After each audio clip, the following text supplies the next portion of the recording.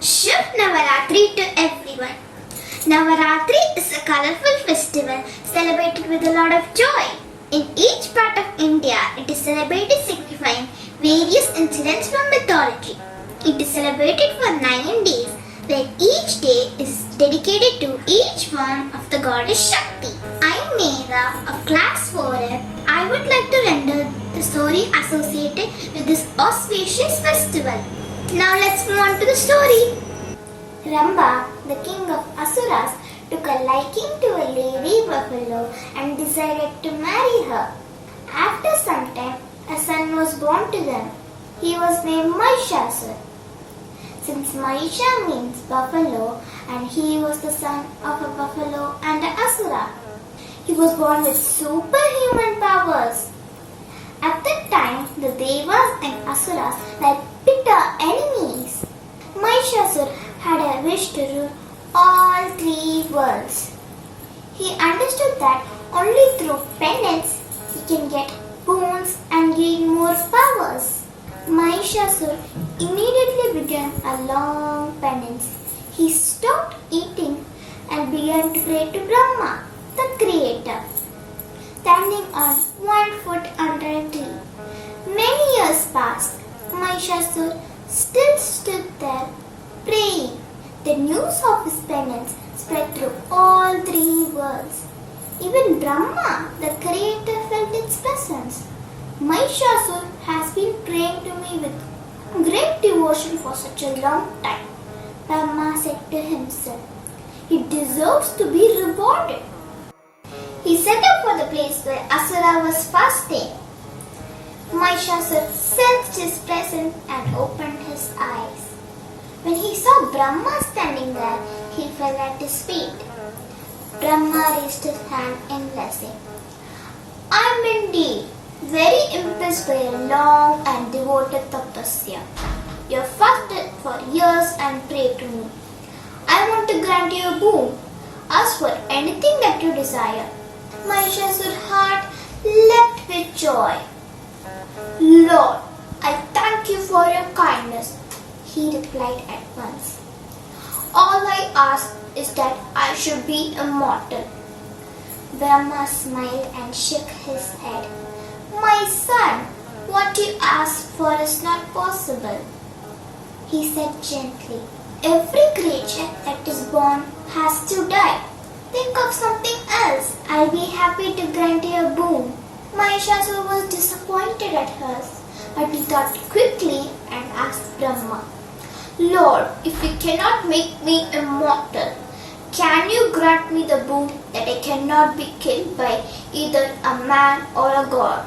If I have to die, it should only be in the hands of a woman. Being a gigantic demon, he was confident that no woman would be strong enough to kill him. It shall be as you ask, Brahma said. You'll meet your death only at the hands of a woman. Mahishasur bowed low before Brahma. The moment Brahma departed, Mahishasur bellowed with triumph and waved his trident in the air. Now I'll show these weakling gods who the true ruler of the 3 worlds is. Ha ha ha ha, he yelled. His terrible laughter rang through the earth, and Mahishasur lost no time unleashing a reign of terror. He gathered up a huge army of fellow Asuras and began to torment the inhabitants of the earth. They beat up travelers and robbed them of their belongings. They broke into people's houses and took what they wanted. Soon all the inhabitants of the earth were living in fear.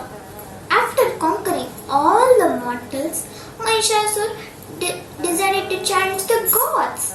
He called all his generals and said, Get ready for a battle, friends. Tomorrow we'll attack Amaravati, Indra's capital, he bellowed. The news reached the gods and they were worried about the coming attack. They consulted Brahma. There is little I can do, he said gravely. I the one who granted such a boon to Mahishasur? Brahma, Vishnu and Shiva came along with the other gods to the battle. Mahishasur had taken the form of a huge buffalo and was leading the demons. And to their horror, all the divine weapons proved useless before his strength. Vishnu hit him with his powerful mace. The demon was stunned but rose again, taking the form of a lion. In revenge, Mahishasur rammed the god and knocked Vishnu down. As a last resort, Indra hurled his thunderbolt Vajra at the demon. But he was shocked to see that Mahishasur still stood there laughing. The gods began to flee in despair now. The Asura army drove all the gods out of heaven. Now I am the lord of the three worlds. Mahishasur yelled as he sat on Indra's throne. He did what he wanted, and soon all the inhabitants of the earth were living in fear, suffered terribly. The gods were in a pathetic state. For years they wandered over fields and mountains. They consulted the Trinity, Shiva, Vishnu and Brahma, to come up with a way to destroy Mahishasur so that they could return to heaven. The desperate gods closed their eyes and began to concentrate all their thoughts by creating a very powerful woman. Their divine powers and deep concentration worked. Soon a fairy pillar of light appeared in the sky. It was so bright that even the gods found it impossible to look at it. It was a mass of pure energy produced from their combined power. They created a goddess who would be strong enough to vanquish Mahishasur. Shiva created her face, Vishnu gave her arms, and Brahma provided her with legs. The god of the oceans gave her a red sari and a diamond necklace.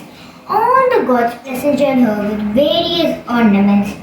Once she was beautifully dressed, Vishnu said, "Let us arm her with our special strength and most powerful weapons." He gave her a chakra like his own. Shiva gave her a trident and Brahma a kamandal full of holy Ganga water. Varuna gave her a gift of ever-blooming lotus flowers and a mighty conch. Agni presented her with an Sadagni, a weapon that could kill thousands. Vayu provided her with a bow and a quiver holding an endless supply of arrows. Indra gave her a thunderbolt similar to his own. Thus, all the gods gifted her with various weapons. Finally, Himalaya, the lord of mountains, gave her a lion to ride on, and she was named as Mahadevi or Durga.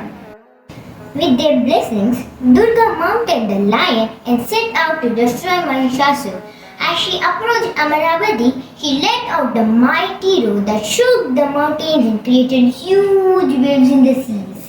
Mahishasur got to know from his army that a woman was challenging him, but he laughed and said, "Ha ha ha, tell her that I'll be happy to marry her." When his messengers brought the proposal, the goddess replied, "Share your king, I'm no ordinary woman who would be eager to marry him. I am Mahadevi. I have come here to drive him away from Amaravati and return to his place below the world. If he doesn't go, I will destroy him." When he heard this reply, Mahishasur flew into rage. The Asura army set out to fight with Mahadevi.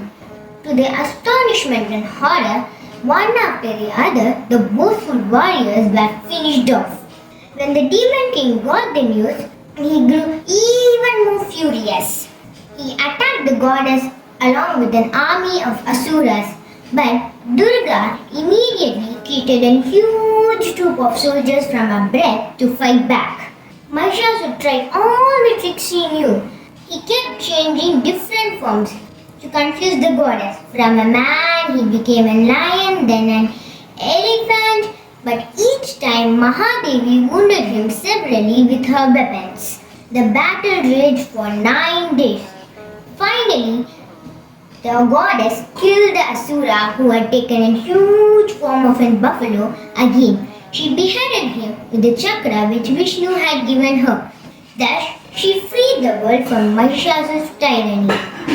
Indra and the other gods returned to the heavens again and all was well.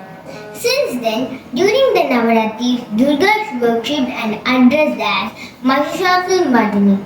The death of Mahishasur denotes the victory of good over evil.